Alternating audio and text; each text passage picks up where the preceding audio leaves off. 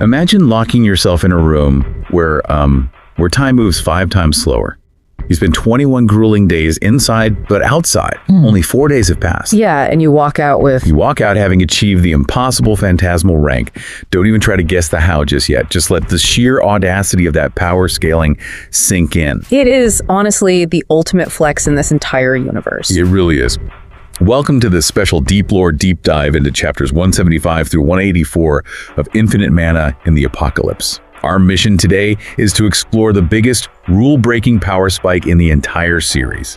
So, okay, let's unpack this. Right, to really get why this matters, you have to remember the baseline rules of this world. Like, in a world where cultivators and demons literally spend hundreds of years grinding for power. Oh yeah, centuries of just meditating and training. Exactly. Noah just found a shortcut that completely shatters the universe's scaling system. Yeah. He takes progression fantasy and turns it into this exponential tech tree. But before Noah can start hacking the physics of time, he has to deal with his very immediate, incredibly surreal roommate situation. The domestic comedy phase. Yeah, it's wild. So we're looking at chapters 175 and 176 here.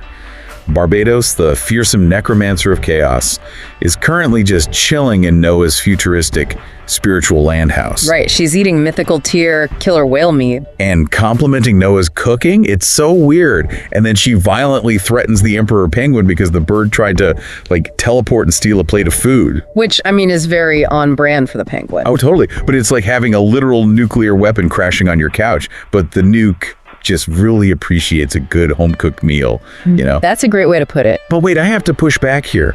Isn't this the exact same Demon Empress who traps people in abyssal magic? Why is she suddenly acting like this demanding house guest? Well, it actually serves a really smart strategic purpose. Noah isn't just playing house. He's actively keeping a peak phantasmal threat pacified and entertained. Keep your enemies close and well-fed. Exactly. And because she's comfortable, she drops some crucial intel. She casually mentions that Baal, the oppressive tyrant, is marching on Atlantis. And he's only 2 weeks away. 2 weeks. In a universe where beings live for hundreds of years, 2 weeks is basically tomorrow afternoon. Right, it's a literal doomsday clock. So Noah brilliantly redirects her energy. He basically tells her, if you want to keep eating this well, go make yourself useful. No. He sends her on a fetch quest. He does. He sends her out with her undead legion to capture mythical creatures for his own beasts. He turns his biggest immediate threat into a high-level companion. But Noah knows a 2-week deadline against Baal just isn't enough time. No, not even close. So if he can't get more time in the real world, he has to, create his own. Which brings us to the Tier 4 spiritual land upgrades in chapters 177 and 178. The mechanics of how he pulls this off are just so satisfying. Noah feeds those captured mythical cores and the icefire persimmons to his beasts. And naturally, the extremely arrogant Emperor Penguin leads the charge to eat them. Naturally. And the result is immediate. 7 beasts simultaneously break through to the mythical ranks. 7 at the same time. Right. And because 7 hit this tier at once, it triggers the exact requirement to upgrade the Frozen Plateau spiritual land to Tier 4. And Tier 4 is where things just go completely off the rails. Yeah. There are 2 massive upgrades. First, there's offensive maneuvers where the beasts get literal armaments. Oh yeah, the penguin gets serrated bladed flippers. Which is terrifying. Just imagine that coming at you. Oh. But the real prize, the big one, is time dilation. Yes. What's fascinating here is the exact math of the time space. It is fundamentally game-breaking. Oh, break down the math for us. I love this part. So it's a 2-acre enclosure of runic monoliths, right? Yeah. And inside this space, 5 hours pass for every 1 hour that passes on the outside. A 5-to-1 ratio. Exactly. But why this matters specifically for Noah is what makes it so broken. What is the ultimate bottleneck for any magic user? Usually it's stamina and mana, right? You cast a spell, drain your mana, and have to sit down for days to recharge. Right, but Noah has nearly infinite mana. He literally never runs out of magical fuel.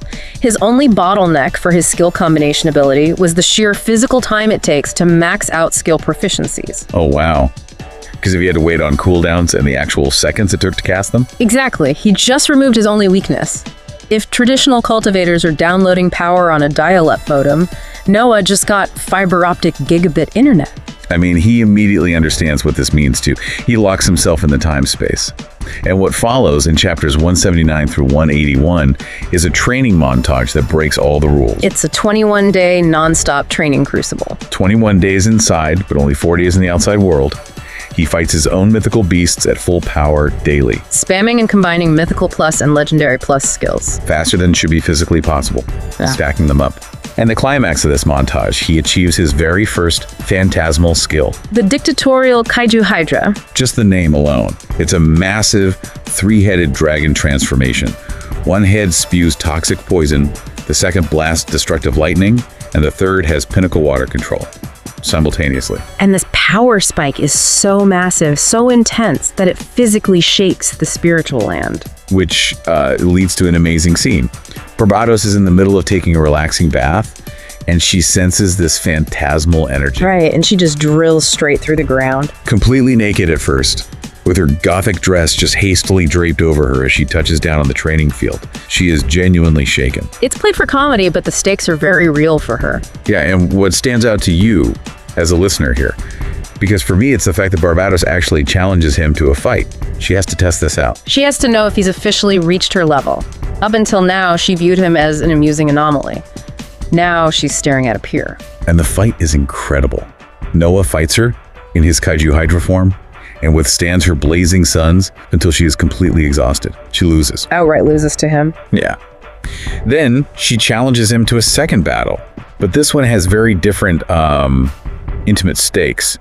An endurance battle. And she loses that one too. She ends up entirely exhausted on the bed, while Noah is totally refreshed. The thematic shift here is huge. Noah didn't just match a peak demon ruler, he outlasted her twice. The power dynamic has officially flipped. So with a new phantasmal form and a twice-defeated Demon Empress on his couch, Noah is finally ready to claim King Neptune's supreme treasure. Right, chapters 182 and 183, he dives into the abyssal zone to find the Kraken. The Kraken.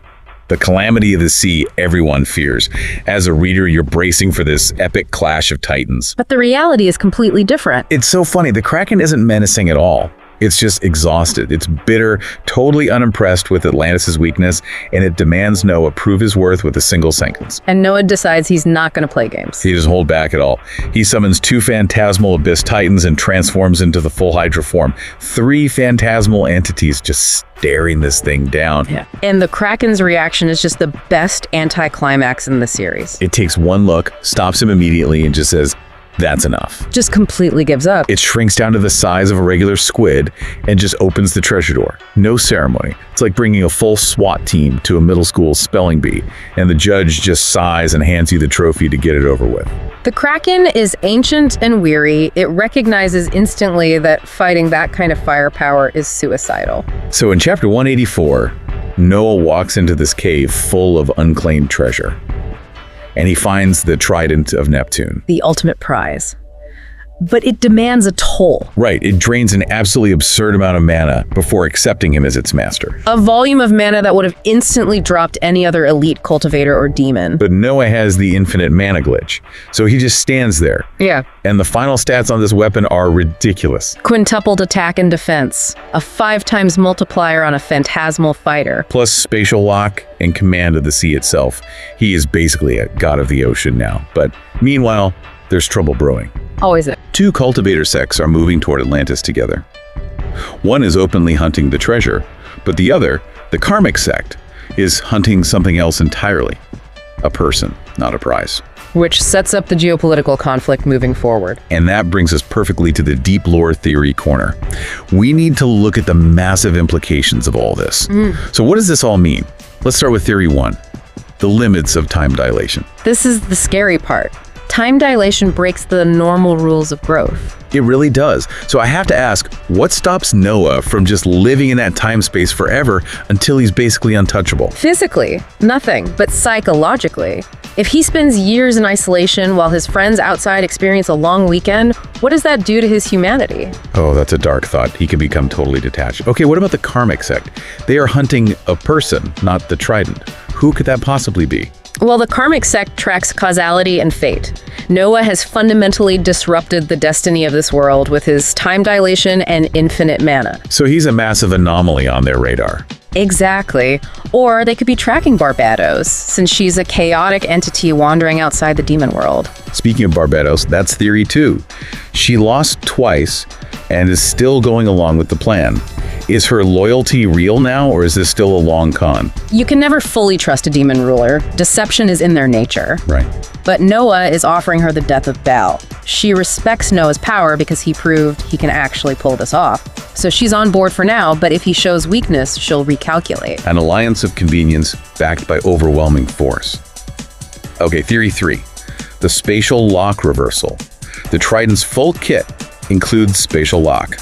Which is the exact thing Barbatos used to trap Noah earlier in the story. In their first terrifying encounter. So what does owning that skill change about how he fights from now on? It changes everything. He used to rely on escaping from overwhelming predators. Now he has the power to lock his enemies in the room with him. When the cultivators and demons arrive at Atlantis, they aren't trapping Noah in the ocean.